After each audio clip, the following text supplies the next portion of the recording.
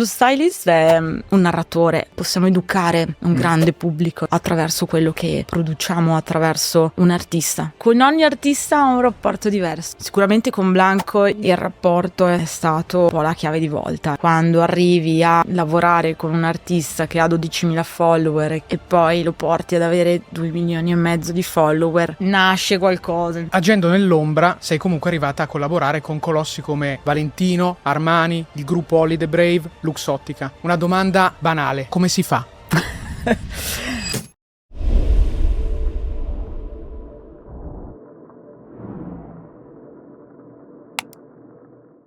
Benvenuti all'Oma Lounge Podcast, il primo podcast di Lomalab e 035. Qui diamo voce a giovani imprenditori, creator e designer che lavorano dietro le quinte della moda, per scoprire le loro storie, le loro sfide e per lasciarsi ispirare.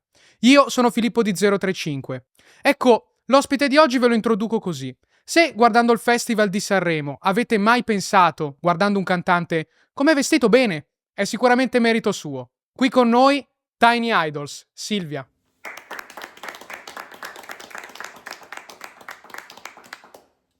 Grazie per avermi invitata, è un onore, come dicevo prima, essere qui con voi e avere l'opportunità di raccontare un po' di retroscena e la mia storia. Grazie a te di essere qui. Partiamo dall'inizio. Come nasce la tua passione per la moda? In famiglia non sei stata la prima, vero? No, la mia storia con la moda è una storia karmica, direi, è una storia di sangue. Io sono cresciuta fin da piccola nell'azienda di mia madre. Avevo un'azienda nel distretto del Gardesano e dove sono nata in un piccolo paesino sul lago di Garda e da lì è iniziato un po' tutto, ecco, io dagli 0 ai 4-5 anni sono veramente vissuta lì tra le bobine di tessuto e di fili, ecco, loro avevano un'azienda che lavorava soprattutto tessuto tecnico e erano loro due, diciamo, le grandi fautrici di quello che avveniva, ecco, mia madre e mia zia avevano rapporti con sia l'Italia che con il Mitteleuropa e poi successivamente anche negli anni successivi anche mio zio ha intrapreso un po' questa carriera diventando il braccio destro di Peter Steinenbron e quindi sin da piccola ho respirato un po' l'aria, ecco. C'è stato un momento in cui hai capito che volevi fare la stylist? Io credo che quel momento e il click me l'abbia dato David LaChapelle, Ok. che è stato il mio grande mentore. Dunque io ho iniziato, il mio percorso in realtà formativo non è stato così lineare, cioè non ho un ricordo molto lineare della mia formazione perché a un certo punto io sono una persona molto pragmatica e il mio pragmatismo mi ha portato poi a, non so, fare il liceo linguistico e poi studiare economia e commercio. Ad un certo punto ho avuto proprio un'epifania e ho pensato no, questa non è la mia strada. E da lì ho iniziato lettere e ho continuato con scienze della comunicazione e in scienze della comunicazione c'era un corso di cinema. Quindi da lì ho iniziato, il nostro professore era completamente ossessionato dalla Nouvelle Vague e quindi da lì ho iniziato a vedere molti film, anch'io ho iniziato proprio ad avere questa grande passione e da lì è iniziata la passione prima per Fellini e poi per David LaChapelle, che sono assolutamente correlati. Quindi queste visioni che avevo durante la proiezione di un film erano totalmente legate poi al linguaggio del costume. E era il 2004-2005 circa quando poi David LaChapelle ha fatto questa grande mostra anche qui a Palazzo Reale e dove io ho visto la prima foto proprio sua che mi ha illuminata, che è quella che è uscita su Vogue Italia con l'abito delle Bedtime Stories di Victor and Rolf e io ho visto questa casa, questa scena apocalittica e il vestito, ho detto wow, questa è l'interpretazione, questo è il linguaggio che anch'io vorrei avere per trasmettere emozioni, per trasmettere quello che è moda. E hai mai avuto modo di conoscerlo, David LaChapelle? Sì, l'ho Raccontami conosciuto, com'è andata. ma l'ho conosciuto totalmente, Allora, totalmente per caso no, perché in realtà è stata studiata la cosa, ma in realtà è stato il meccanismo che è stato. Sono stata ospite ad un podcast un po' di anni fa, 3 anni fa, e in questo podcast appunto erano in contatto con una galleria di Milano molto famosa dove lui avrebbe esposto poco dopo, e quindi sono andata a conoscerlo. Ci siamo un po' raccontati, è stato emozionante, direi. Perché la mia tesina, la mia tesi, diciamo, quella di quel corso, ecco, io ho fatto la triennale in comunicazione, la tesi era proprio tutto uno sviluppo sulla la lettura comparata tra le visioni di La Chapelle e di Fellini, quindi i reality show. E abbiamo un po' discusso, insomma, un po' di questo suo collegamento con l'italianità, poi. Lui ha un sacco di collegamenti con l'Italia. Veramente un gigante, ha dato tanto al mondo dell'arte, della moda, ma anche all'hip hop, in questo senso, quindi alla scena streetwear. Che cosa fa un fashion stylist a tutti gli effetti? Lo stylist è un narratore, almeno a me piace pensarlo così. Lui narra un'immagine, noi abbiamo un linguaggio davanti che è quello delle immagini, no? E a volte è il linguaggio più potente che si possa avere, quindi noi siamo a nostro modo dei narratori, noi creiamo delle identità visive per diversi ovviamente progetti, per persone o anche per contenuti, e non so, mi piace pensarla in modo molto ad un linguaggio visivo, ecco. Che poi tu non sei una semplice stylist, perché spesso e volentieri crei anche tu i capi che fai indossare agli artisti. Sì, mi è rimasto molto questa cosa di quando ero bambina, devo dire la verità, che poi alla fine l'ho portato avanti subito. Un po' per necessità, perché quando ho iniziato appunto, io ho iniziato tramite un internship. Nel 2005-2006 finisco l'università, sto per finire l'università, ma ovviamente devo avere i crediti formativi per concludere, e vicino a casa mia c'è in realtà c'era una delle più grandi case di produzione dell'epoca, proprio relativa e molto focus sul videoclip, Ok. no?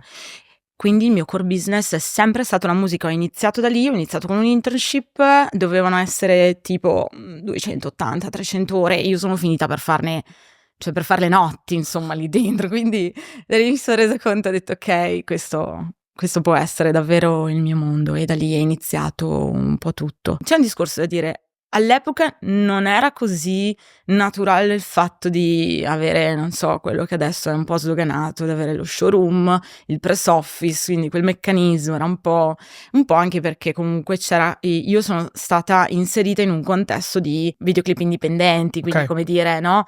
Non avevo neanche gli strumenti per andare poi a fare un certo tipo di richieste, e quindi è stata una necessità. Cioè andare a prendere dei tessuti, crearli, e lì devo dire che anche mia mamma, mia nonna mi hanno tanto aiutata in questo, in quegli anni, perché naturalmente andavo a casa e io la macchina da cucire non avevo idea di come funzionasse, no? E quindi un po' in instant dressing, all'epoca facevo un sacco di instant dressing, quindi prendevo tessuti e cercavo di costruire quello che potevo anche da sola. E poi second hand tanto, e da là mi è rimasto, e da lì ho iniziato a provare a capire in modo intuitivo come potevo davvero fare un guardaroba senza in realtà questo meccanismo che oggi abbiamo, che no, questi contatti, perché poi tutto ciò è avvenuto in un contesto che non era propriamente quello milanese, in un periodo, ripeto, dove non era così immediato. Quindi poi ovviamente man mano durante gli anni ho iniziato la mia carriera, ed è sempre stato più facile trovare il metodo, però insomma all'inizio. Questo quindi ha sancito il mondo dei videoclip, la tua entrata nel mondo della musica o il tuo interesse verso il mondo della musica, o forse arrivava da qualcosa di precedente? Prima, sì. Prima, molto No, prima. io ho fatto io ho fatto un'accademia di musica, anche suono la chitarra, quindi ho sempre avuto questo trasporto.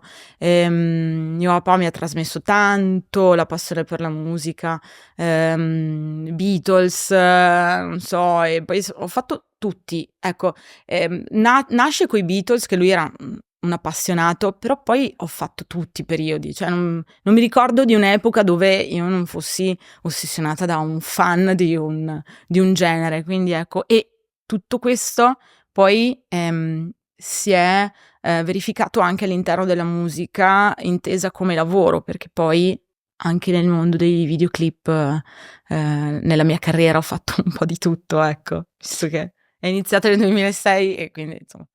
E quindi quando un artista ti chiama per uno styling, come funziona il processo? Raccontami step by step.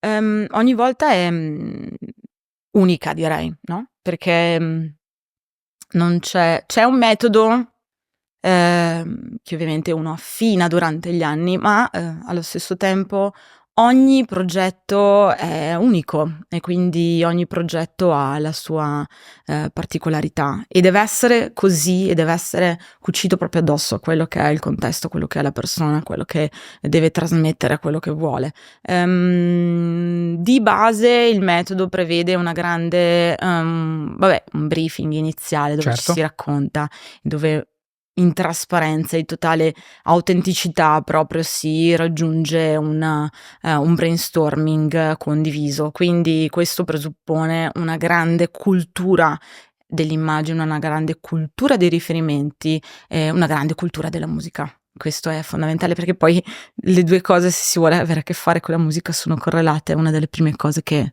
insomma, anche io sono mentor in un istituto di moda e la prima cosa che ovviamente dico, se volete fare styling della musica dovete conoscere la musica, non potete non conoscerla, anche perché i riferimenti poi arrivano da lì. Sì, è vero, c'è anche tanto del cinema, sì, è vero, c'è tanto della fotografia, però il contesto è quello, quindi si deve parlare la stessa lingua, altrimenti non si arriva ad uno scopo. E quanto è lasciato all'artista e quanto invece è lasciato a te in questo processo? Questo fa la differenza. Mh. Noi possiamo essere o un partner creativo o un mero esecutore e questo fa la grande differenza, secondo me, di un risultato e di un obiettivo raggiunto. A chi volesse fare uno stylist, come lo sei diventata tu, che consiglio daresti per iniziare? Quello che, secondo me è essenziale è la conoscenza. Mh. Cioè io credo che, oggi, non so, sarà perché io son sempre stata un po' nerd anche in questo, cioè mi è sempre piaciuto, proprio conoscere. Per me è stato uno strumento di per me è stato il primo strumento la conoscenza, no, quindi anche lo studio dell'immagine attraverso banalmente il libro. Non dico di andare a studiare la storia della moda, però sì, perché no, ogni progetto mi piace sviscerarlo e quindi andare a trovarmi dei riferimenti anche antichi, che non possono essere immediati, perché, è la base di tutto, no, il contesto in cui, noi andiamo a celebrare oggi è un contesto in cui i fruitori sono davvero un pubblico enorme. Quindi, noi abbiamo a che fare con un pubblico oggi molto intelligente. Se non si hanno delle basi, proprie basi, non si può andare avanti e avere un prodotto di qualità. E poi anche il rispetto nei confronti del pubblico, no, avere questa sorta di conoscenza base, giusta per educare anche lo spettatore, no, perché noi abbiamo una grandissima responsabilità come stylist oggi, il fatto che possiamo educare un grande pubblico, no, attraverso quello che produciamo, attraverso, un artista. E quindi, direi che, prima di tutto oltre alla conoscenza poi si innescono tutta una serie di meccanismi di soft skills che sono fondamentali, quindi dalla capacità di ascolto, che non è soltanto la capacità di ascolto verso l'altra persona, verso l'altro in generale. Quindi questo è, secondo me. Questo presuppone anche un grande rispetto in quello che è l'altro, che molte volte, sai, ci sono, tante persone in questo contesto che sono ego riferite, quindi non riescono ad avere magari questa base che secondo me è fondamentale, da una parte e dall'altra ovviamente, ecco, quindi questo è importante.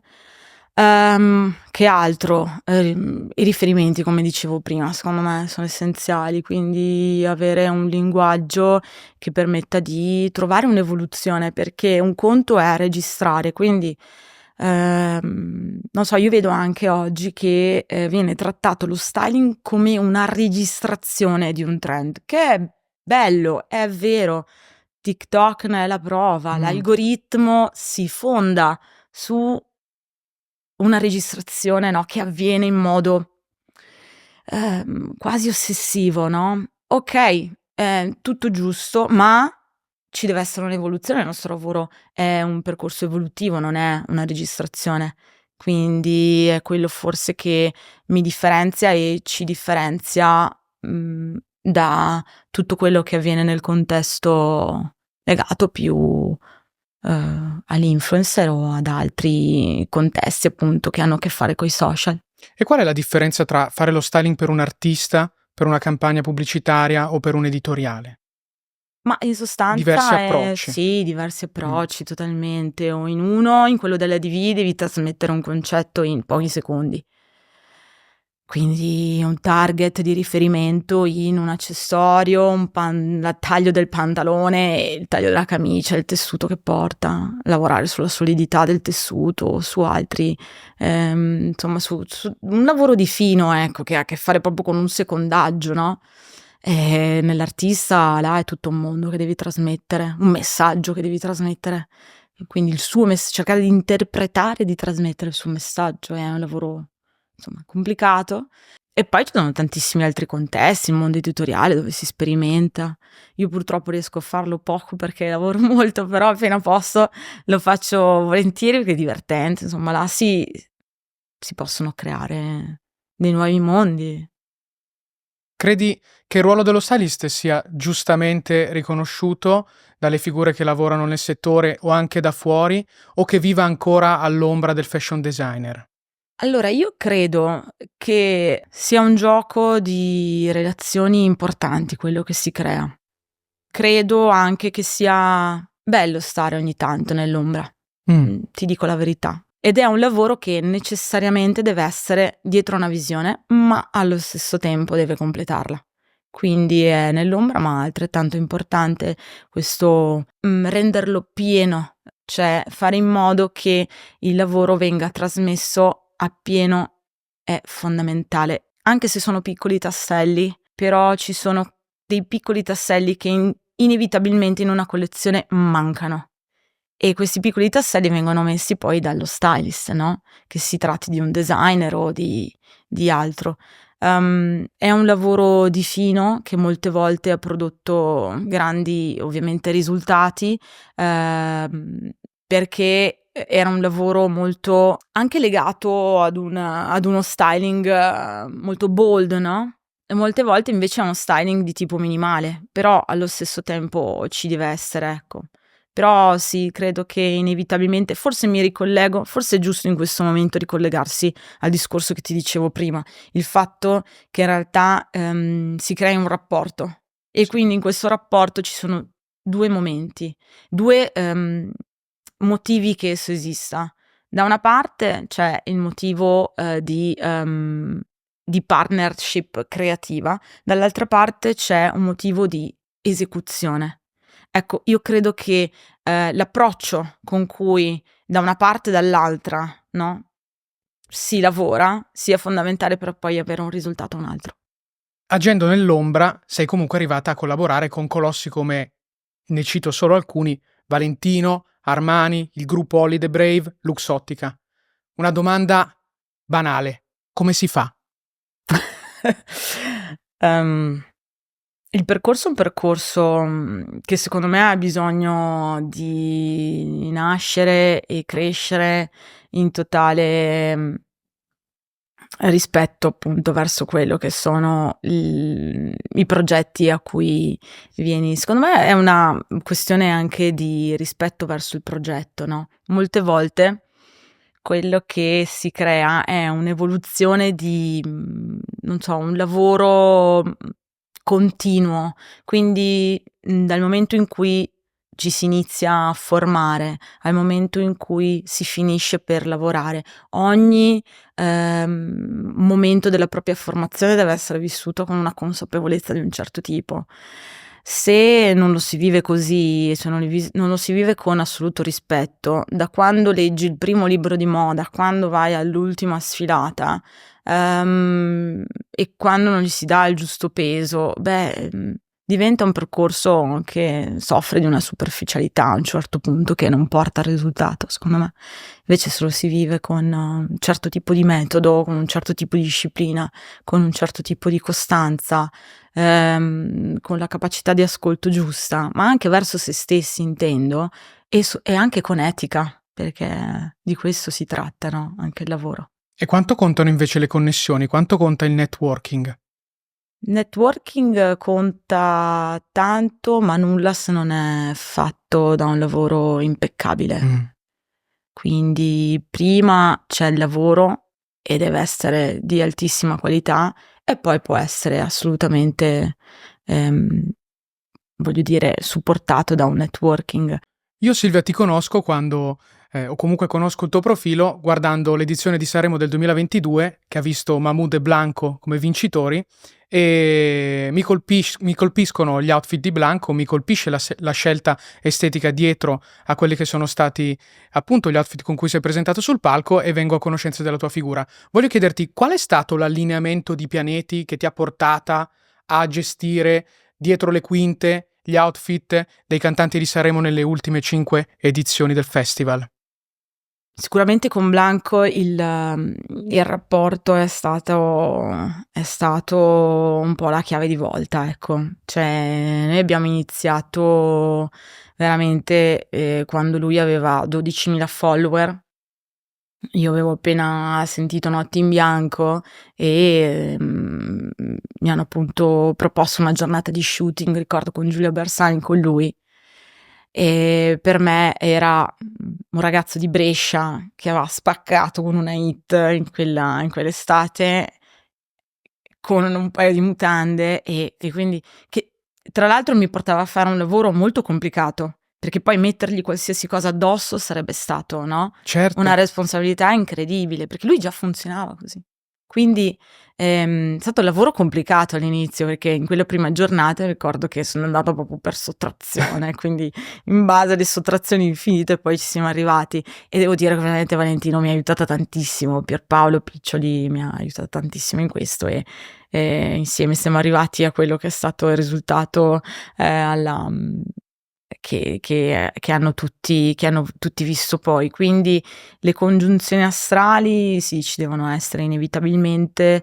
Il mio lavoro di styling in quel senso è stato quello anche di supportare una visione. È un lavoro anche di, perché no, eliminare tutto quello che non ci deve essere, non so, le piccole ansie, le preoccupazioni, e quindi anche di lavorare strategia a livello di forma pensiero rispetto a quello che deve essere il mood giusto per affrontare poi delle serate come quelle del festival, perché la tensione che si respira, ma anche adesso a distanza di un mese, anzi soprattutto in questo periodo, nel periodo che va nelle 2 settimane prima di Sanremo, la tensione è massima, perché poi quando si arriva là in realtà i giochi sono fatti, no, quindi poco prima sì, c'è l'adrenalina che scatta, ma quella è un'altra storia, quella poi si trasforma subito. L'artista ha i suoi meccanismi per trasformarla quando scende da quelle scale, quindi lavora su alcuni meccanismi interiori. Però oggi siamo noi che dobbiamo supportare in un certo senso l'artista in modo corretto, anche a livello un po' proprio di forma pensiero, per evitare di creare confusioni, che in realtà sono totalmente inutili, cioè non fanno bene a nessuno, quando in realtà almeno noi sappiamo già quello che può funzionare, almeno a livello estetico, quindi portarlo avanti è una mission, ecco. E quali sono i compromessi a cui si deve scendere quando si veste un artista a Sanremo? Il compromesso sicuramente della performance, Ok, il compromesso della coreografia, che poi loro piano piano studiano. In questo periodo proprio si va a studiare in termini coreografici quello che sarà la performance con l'orchestra, con dei cori, ballerini, chi li ha. E quindi noi andiamo anche a fare un lavoro con i coreografi a quattro mani, con chi è un possibile direttore artistico, se c'è, o creativo, e andiamo a supportare anche quella che è la visione, ma soprattutto il messaggio dell'artista che vuole certo. dare con la canzone in quel momento, e anche il contesto storico, che è altrettanto importante. C'è un limite oltre al quale non si può andare, dal punto di vista proprio, magari ti è capitato che uno styling venisse rifiutato perché era troppo esagerato o era sopra le righe? Saremo a un galateo Mm, da rispettare ed è necessario rispettarlo. Quello che per esempio avviene in Italia, secondo me, che in America è molto diverso, è proprio lo stage, no? Perché in America la cultura dello stage è totalmente diversa. Noi abbiamo un galateo on stage che ha dei paradigmi totalmente diversi dagli stage americani. Secondo me quella è la grande differenza. Molte volte i riferimenti degli artisti arrivano dei riferimenti americani che non possono essere supportati in Italia. Ci sono proprio dei punti differenti, no? Noi abbiamo una cultura, una tradizione classica che deve essere rispettata. Cioè il pubblico in Italia la vuole e noi dobbiamo rispettarlo, altrimenti si va fuori luogo, si va fuori contesto e l'artista subisce anche magari delle decisioni che sono state prese senza tener conto di questo, quindi sì, è importante. fammi un esempio di una cosa che potrebbe tranquillamente avvenire negli Stati Uniti e che invece sul palco dell'Ariston sarebbe impensabile. Penso quello che accade al Coachella, per esempio, che non Mhm, potrebbe mai avvenire mai in nessun palco italiano. Ecco, quella cultura dove si va per innovazione e si evolve sempre, qui c'è molto meno. E poi banalmente il sistema ovviamente dell'economia non lo permettono, non certo. lo potrebbero permettere, ahimè. Ci sono dei sistemi economici legati alla musica diversi. Tra tutti gli artisti che hai vestito a Sanremo, ricordiamo ad esempio Blanco, l'abbiamo detto prima, Gianmaria, Boss Doms. Qual è stato il più difficile da vestire? Hai curato anche Dardust. Qual è stato il più difficile da vestire e invece il più facile da vestire? Ognuno ha la propria cioè ognuno è complicato a suo modo e ognuno è facile a suo modo, dipende sempre ehm, dal tipo di rapporto, secondo me, Il tuo che si crea. preferito in assoluto? Con ogni artista ha un rapporto diverso, è unico, è Mm, proprio incredibile quello che si crea, la relazione che si crea. Con Riccardo ovviamente c'è un tipo di rapporto che è nato dagli inizi. Quando arrivi ripeto, lavorare con un artista che ha 12.000 follower e che, non so, con cui crei un certo tipo di rapporto e poi lo porti ad avere 2 milioni e mezzo di follower, perché di questo si tratta, in certo, poche parole. Beh, nasce qualcosa, insomma, si ecco crea un che legame, sì. sì, nasce Mm. qualcosa. E poi vabbè, non so, siamo anche pure quasi vicini di casa perché anche lui è mezzo gardesano, È insomma, vero, è vero. quindi sì, sì, sì, abita vicino a casa mia in sostanza, quindi c'è stato anche un rapporto per quel motivo là. E poi per tutta una serie di cose che ovviamente ci hanno fatto legare molto di più, no? Però con tutti ho un rapporto particolare, no? Willy, per esempio, siamo al secondo a Sanremo, lui è super ironico, fa questo cantautorato potente, quindi scherziamo molto, no? Anche su quello che capita. Con Dario invece ho un rapporto un po' più preciso, con lui facciamo un lavoro di fino perché lui ha dei riferimenti sempre che spaziano ma non troppo, quindi anche con lui non è che lo styling sia uno styling che ha un'evoluzione così immediata, no? Ci sono piccoli ogni tanto tasselli da mettere, si lavora molto di custom, e adesso da poco appunto ho iniziato questo percorso con i Coma Cose che sono altrettanto divertenti, e sebbene ci conosciamo da poco abbiamo delle ottime, insomma, vibe, perché abbiamo dei riferimenti comuni, abbiamo quelle reference là. Sono arrivata a fare il brainstorming, cioè il primo brainstorming, proprio ricordo che non ci conoscevamo e abbiamo portato, cioè, gli stessi riferimenti. Avevo visto 3 video, 4 shooting che avevo visti ovviamente le performance, qualche intervista, ma cioè non potevo sapere che, eppure poi alla fine, ecco, questo è, no? Avere la cultura e anche il fatto di sapere magari da dove arrivano i loro riferimenti, e poi si innescono dei meccanismi mentali se quei riferimenti che hai che sono immediati, Certo. e quindi abbiamo fatto un brainstorming che è durato 3 ore, è andato benissimo, e da là domani andiamo a conoscere Alessandro Michele. Ah, bello. Altre anticipazioni sul prossimo festival? Io credo che possa essere uno dei festival che nel nostro caso, parlo nostro perché lo seguirò in coppia con un Ok. altro amico, un mio amico collega, diciamo, con cui lavoro da tanti anni, da più di 10 anni, che è Pablo Patanè, è un ragazzo toscano che vive a Berlino e con cui appunto lavoro da una decina d'anni, siamo molto amici, e ho deciso di lavorare insieme a lui sui Coma Cose per cercare di portare davvero un twist in questa edizione. Speriamo di farcela. Ci sono degli ottimi presupposti perché avvenga, però ecco, sì.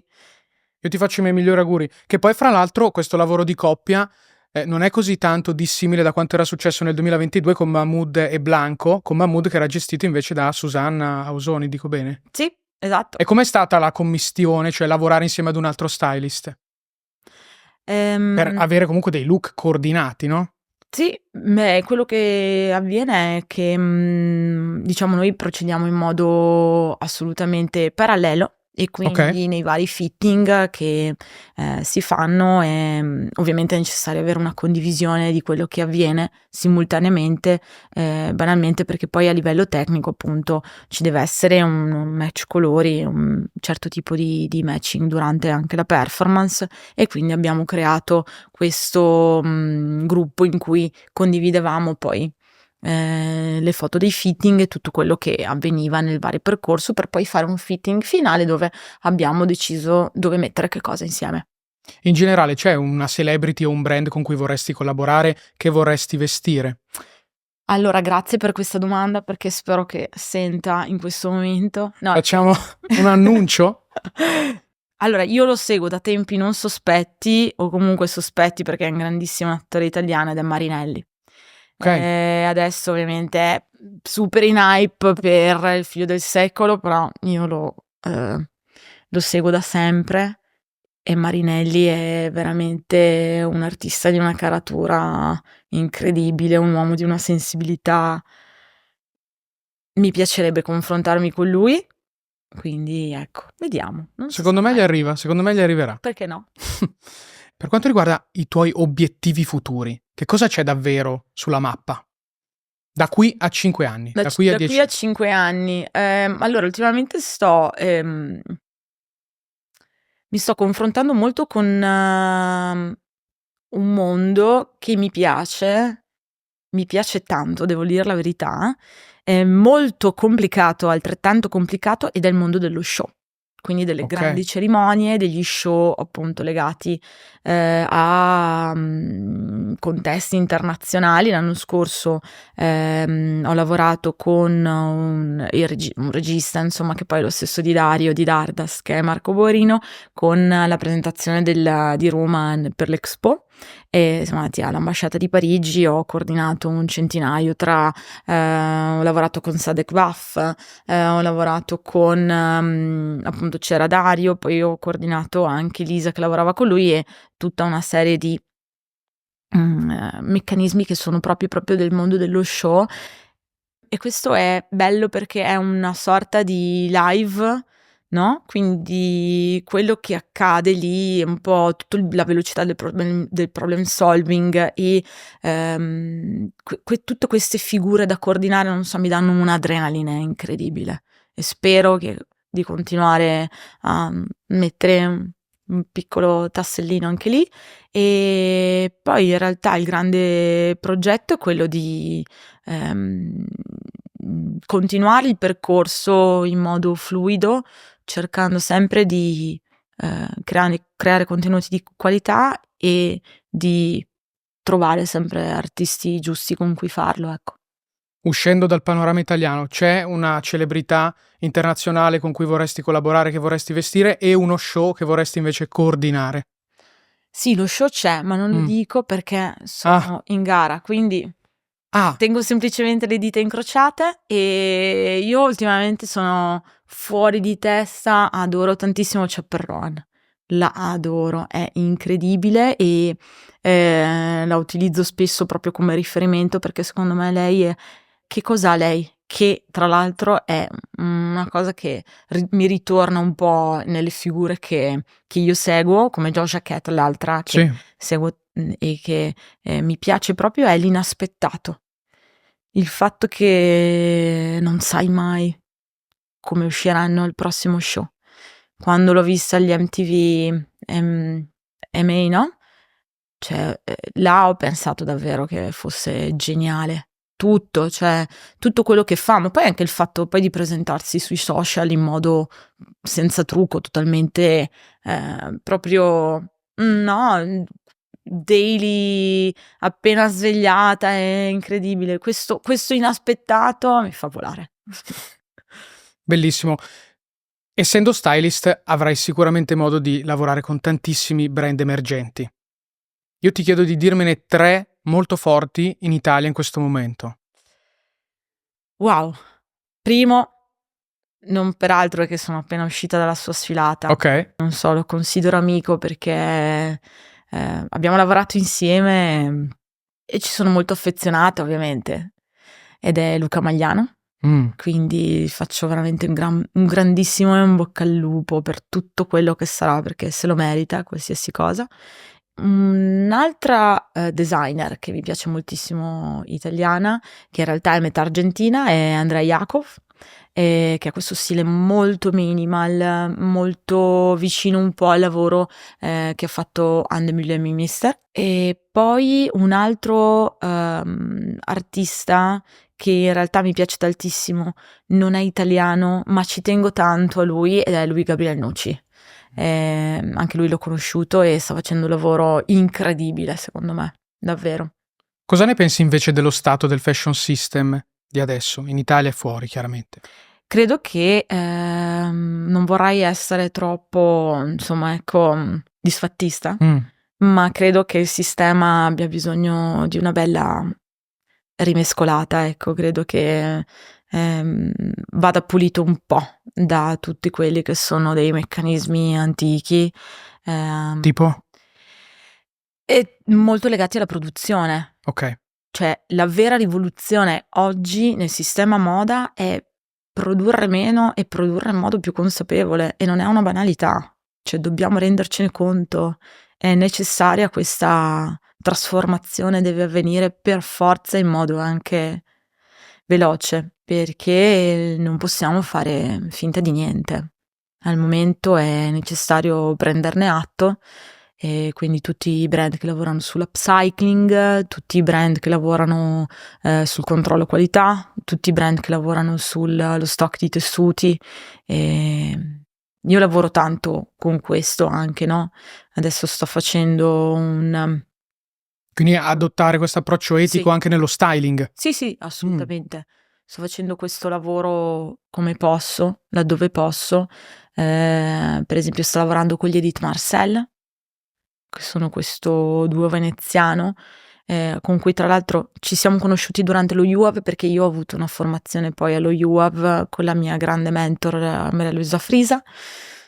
Con gli Edith Marcel loro lavorano sugli stock di tessuto, e con loro stiamo facendo questo, appunto, no? laddove posso, ovviamente. Fare del tuo meglio, Cerco chiaramente. di naturalmente lavorare su questo. Silvia, dall'inizio della tua carriera fino ad oggi avrai sicuramente ricevuto un consiglio che ti ha cambiato il modo di vedere le cose. Se vuoi condividerlo con noi, Sì, respira. bello. Questa è forse la cosa che mi sento di dire anche come consiglio anche a chi si approccia in questo mondo, che a volte si entra molto spesso nel panico e molte volte ci si dimentica un po' di slow down e di respirare un po' di più rispetto a tutti quelli che sono i meccanismi frenetici che si possono mettere in atto, e a volte si lavora per inerzia e a volte non si pensa che in realtà la cosa più banale poi risulta anche quella che... Bello, molto bello. Grazie della tua testimonianza oggi. Grazie a voi.